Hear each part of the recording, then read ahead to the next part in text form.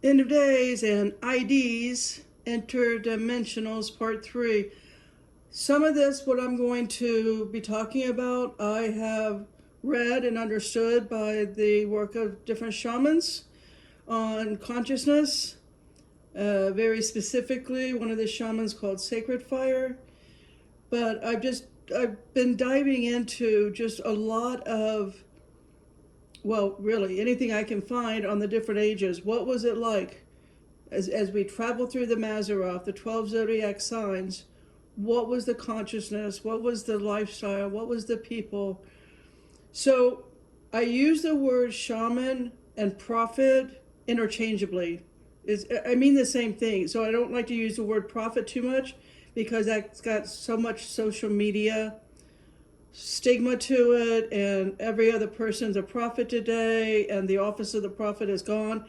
I mean this more, if I use the word prophet instead of shaman, what I'm meaning to say is people that are operating in a higher state of consciousness and tapping into the spirit realm where everything is known. So that's what I mean by that. I'm not talking about like a prophet as a Bible standard, okay? John was the last prophet of God, so just let go of that concept. This is about consciousness. It's consciousness that starts with a duality in which we don't allow ourselves to stay permanently in one of the two poles, as many people that are deluded by the materiality of this world tend to do. So we can only ascend beyond the material sphere of life when we gain conscious of both the good and the bad. There are many paths possible to gain such awareness, but they demand the acknowledgement of emptiness and the detachment from ego to experience a more spiritual existence.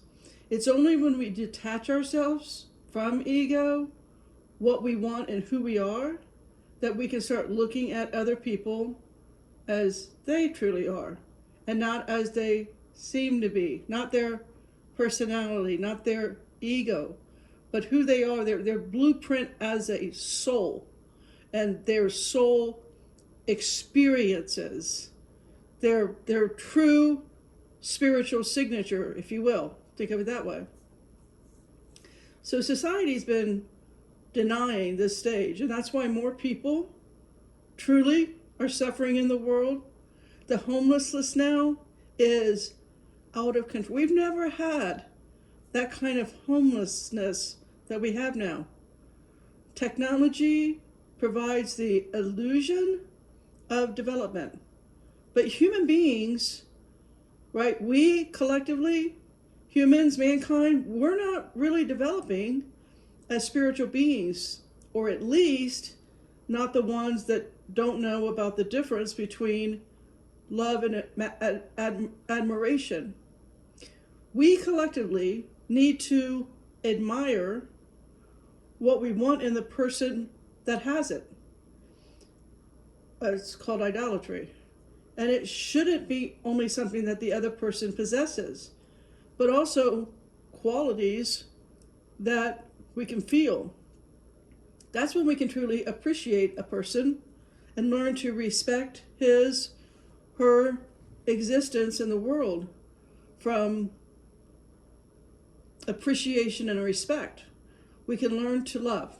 Love means being happy for simply acknowledging the existence, right, of someone. So the reason why, as an example, let's think about this. The reason why the sound of ocean waves or the wind and the rain can help us relax, that's what I mean with getting back to nature. We are meant to live in harmony with nature. It's precisely because, like the sound of the ocean, the wind, the rain, they stimulate this need we have to be unified with God. Not God from books, not a God from religion, but God that is everywhere all the time, omnipresent, omniscient. I mean, just it's God is in every living element, every plant, every flower, every blade of grass, providing life to every soul, right, that will accept, acknowledge, honor, and respect his love. This God, right, he's not bound or contained by words or concepts or dogma. That's religion. When you can understand this God in the many ways that he has to manifest himself, that's when we get a real understanding of consciousness, not just of yourself, but of life. Here, you observe the paradigm in which you coexist with others, and you will see yourself from another person's perspective or from your true self, a godly perspective. Your conscious will move from the first dimension of me to the second dimension of him, then the third dimension of God, finally in the fourth dimension of everything. And yes, there are more dimensions in which the fifth is just merely beyond everything. So a spiritual consciousness beyond God, when our body and life don't have any more, or I should say any importance anymore, and only our spiritual purpose matters, that is the ultimate level we must, right, get to as earthly beings. That's why we're here. That's the school of earth. This principle can only be fully understood when we die, because at this stage, we're no longer restricted by physical needs anymore. We're spiritual beings. So when you have encounters with, as I have, with things like poltergeists or people possessed, we actually have a soul trying to regain a life from which he's not detached from. It's something that tends to happen in what would I call it? Immature or underdeveloped spirits. They're unable to reincarnate and unready for a surprising death. I learned so much from talking with ghosts, I can't tell you. I mean, I talked to the dead the most of my life, but it was the ghost or the poltergeist that I learned the most from. As far as when it comes to this realm, if you will, shadow people, all of that. So unfortunately, it's actually ramping up now. It's way more common now because it seems like every other TV show or every other reality show is on this supernatural / dark or darkness topic. So people don't have time anymore to think about themselves. They merely, it's so sad, but everybody seems to be struggling to survive. And when you're not doing this, they're concentrating their efforts in their social image, in their status, through their social, and I guess what's coming, virtual networks. This type of activity forces the soul to concentrate even more in the ego. So these individuals, these people, completely disregard their spiritual life. I mean, that's really what social media does as a tool for Satan's little season. It's the image and the followers and the likes and the comments. That's everybody's main end goal, instead of maturing and developing your spiritual self, your growth. Eventually you don't care anymore. Hopefully you get to the point where you don't care anymore about your body or your identity, what people think about you or what you do or don't do. That that kind of thinking won't be significant to determine your identity anymore, because you will be within your full spiritual awareness.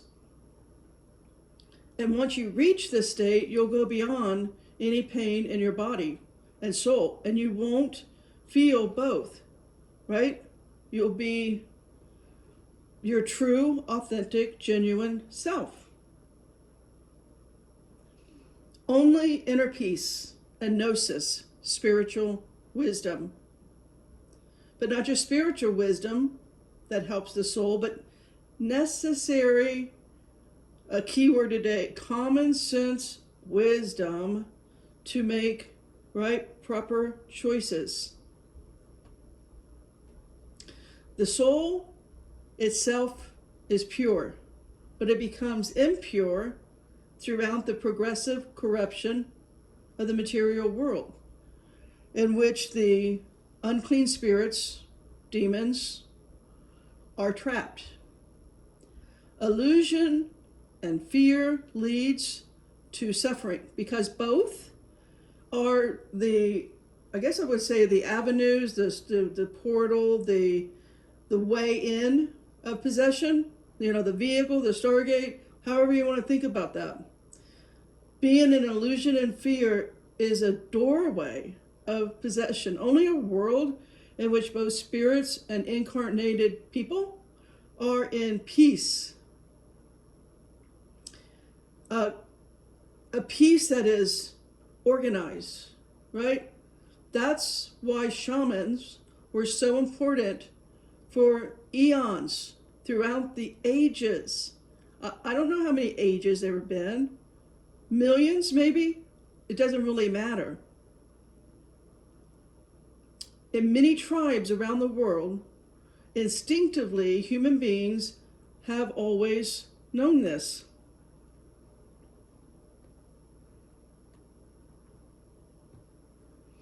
Society has been programmed with television, entertainment, and false doctrines to avoid rethinking or analyzing.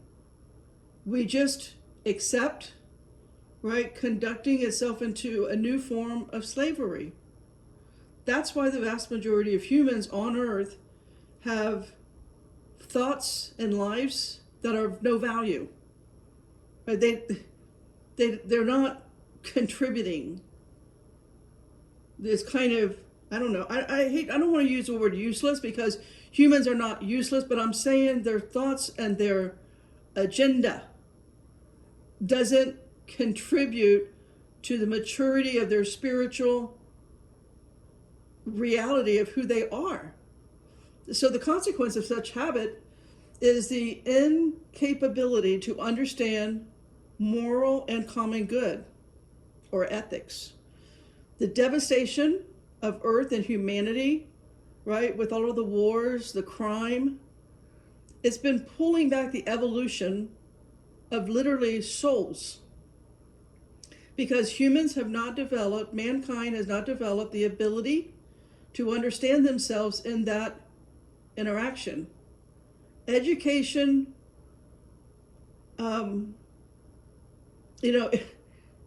we're going to get to a place where education is going to be about this. The truth is that humans don't understand human nature. We don't know who we are. We do not know thyself. We believe that human nature is evil, as in dualism, and in doing so, they accept their evilness as natural, and that is just not true. So, okay, let's, again, coming back to the UFO topic.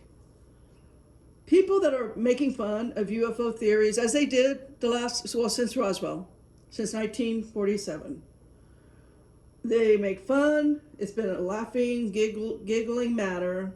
UFO theories are, in fact, these people are afraid of the possibility of having their own beliefs challenged.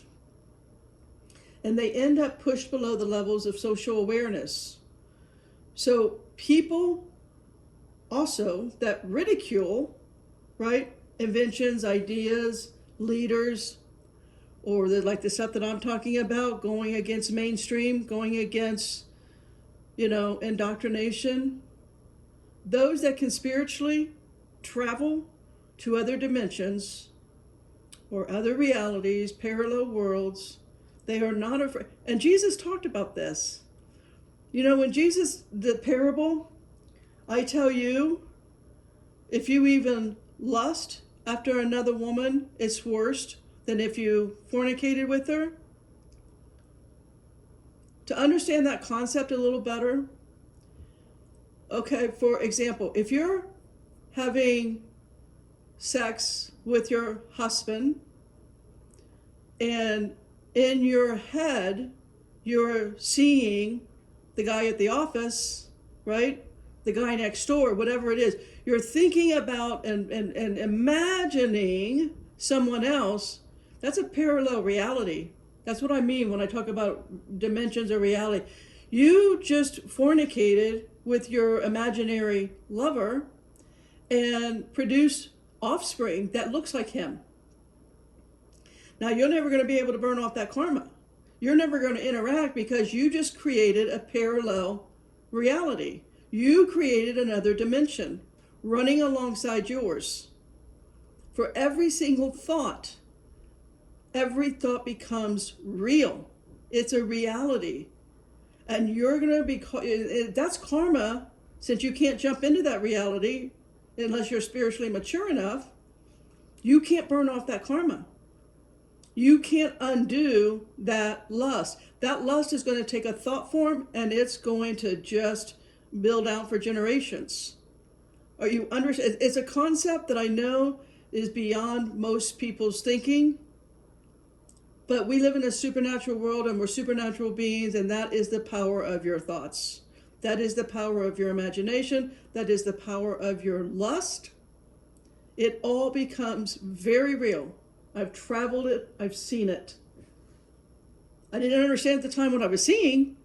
I had to mature to the point of having my experience and reading the Bible. It's like, oh, that's what that was. Having spent the amount of time I've spent in the Bible, it's like, wow, it's all there. That supernatural reality is there. It's just very cleverly hidden in plain sight. So, but this is not for those who have drank the Kool-Aid.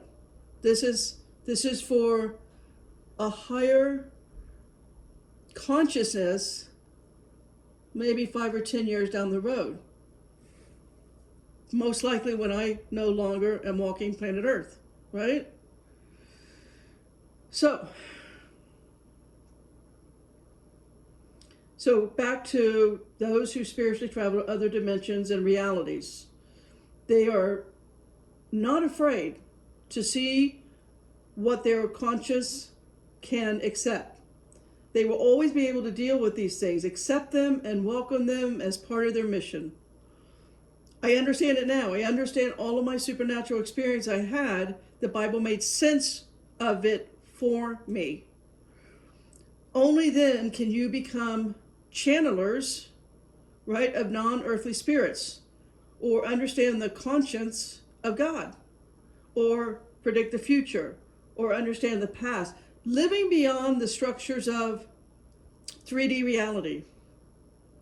That's what the prophets / shamans of higher worlds and parallel worlds, they are the only ones that can truly understand and describe the concept of God or little g gods, but also know the purpose of life by understanding the meaning of death. There's more truth in a shaman's works or teachings than any church could ever provide. People are completely blind to the truth. This is even worse when such people are leaders of their own religious groups and they deliberately choose to categorize themselves as a prophet under a concept that puts them in an inferior stage. Like, these people choose to focus on their own ego while closing the spiritual doors to their followers. All right, so appearance means nothing. When identifying a prophet, a shaman, they also knew that prophets do not most of the time show themselves in this way because they have surpassed the need to do it. They've gone beyond their ego. The conscience of God comes from a paradigm as wide as the one needed to understand life. If you want to understand God, you must first understand life by communicating. Really, for me, it's in books, but I'm looking for the oldest books by the oldest people. For you out there that are engaged in life, I'm not engaged in life except through books, but finding elders around you, finding the oldest people. When you do that, it's possible to know what life means, how God intends it to be, because these people, again, elders, have lived for decades. I mean, I read, it's a shaman, he's 100 years old, and he's a Hopi shaman. And a book was written on his life and all of his teachings. I can't remember what the book, he's Hopi, and I think it's maybe The Life of a Hopi Shaman. I don't remember what the book was. I learned more from that book. I mean, I read it like several times. I was able to understand the nature of our supernatural reality. And I was able to understand a lot of my experience at the time when I was going through it. As an early adult, like in my 20s, I was able to get kind of a grasp on what I was experiencing because I had all my supernatural abilities and I was having supernatural experiences that were like, you didn't talk about that in the 90s for sure. And you didn't have internet. I didn't have internet. I didn't have Google. There was no social media. I was all alone in the closet about all of this stuff. So entering the consciousness of God's purpose also means moving into a new realm. And again, where God, big G God, but we also have little g gods. They become relative terms. The distribution of power and the commandment of that power are better understood. When a person opens herself to comprehend shared power and the difference and the importance that every God has within his role. God is first seen as one, then as many, and later as a hierarchy that divides all of the little g gods. After that, God can be understood as multiple consciousnesses in action without any need for worship, adoration, or fear.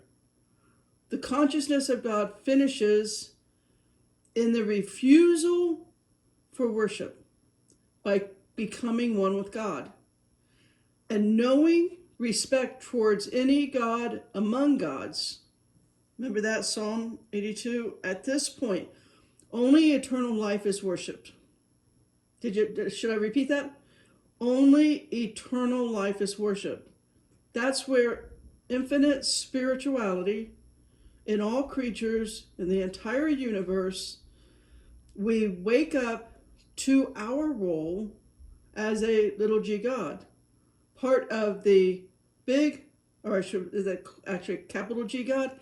Part of capital G God and a sparkle, a flame, a divine flame, a spark of capital G God. Once you get to that place in your thinking and your consciousness, then you expand into the existence as a creative consciousness beyond body or spirit. Then you can be able to see yourself right beyond the concept of human or humanoid in the universal family. Or even in spirit, right in the eternal realm. He will know, meaning you and me, Betsy, he, she, will know that we are a living consciousness, just like God. And we can use it as much as possible to understand his reality, just like God uses it to understand its universe. He will also know that there are many life forms in the universe, either with superior or inferior consciousness, doing exactly the same. All right, so you begin to accept your part of a wider plan, which must be accepted in order to be comprehended. And by doing this, it ends the dilemma within duality and positions, right? It puts you in really a higher realm. So once we can see that we are a living consciousness operating in a virtual world, a new understanding about life begins. A person that has come to this stage doesn't think anymore or doesn't have the need to analyze, but we do something else. We accept the whole immaterial reality with consciousness while giving form to the material world. All right, so once you're not inside the illusion anymore, but merely the reality behind the illusion, that's when you're living in the backstage of the theater of life. All the world's a stage. The spiritual level represents the understanding of the spiritual matrix or energy network in which all consciousness operate to create form in the delusional world. Right? This person will begin to operate in the same way, but with telepathy, much more often than words, and compassion. And will move into a place of acceptance and tolerance that is far from where mankind is today. So you're just not in the present anymore. You begin to interact by moving to past and future in order to understand the other people around you. Once you come to this place, there's also no desire for the flesh or matter. So love then is seen as a communication between souls.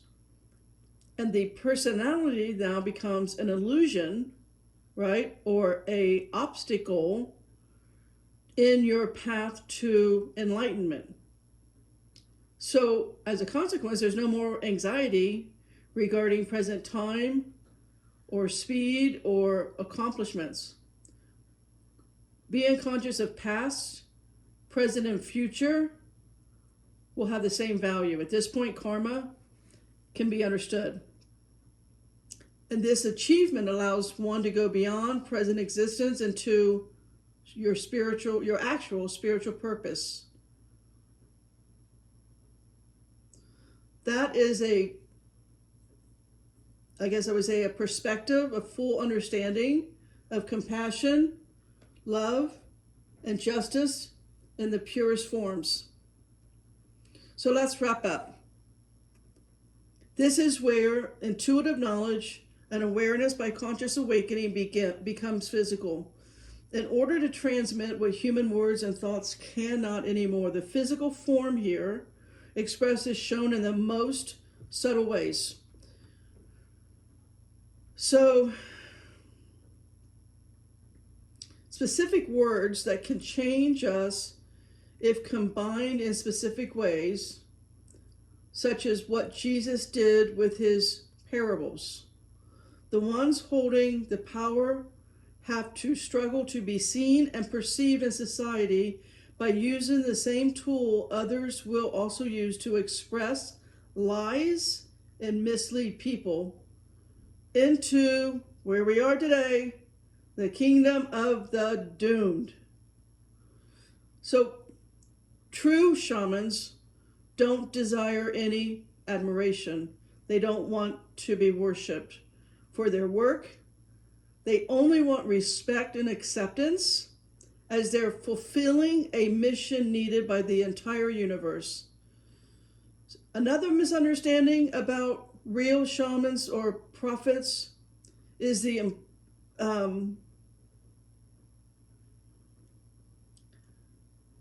is from a spiritual perspective or a spiritual stage and beyond. It's a constant revelation and guidance from a spiritual source and a sense of extension of life beyond planet Earth.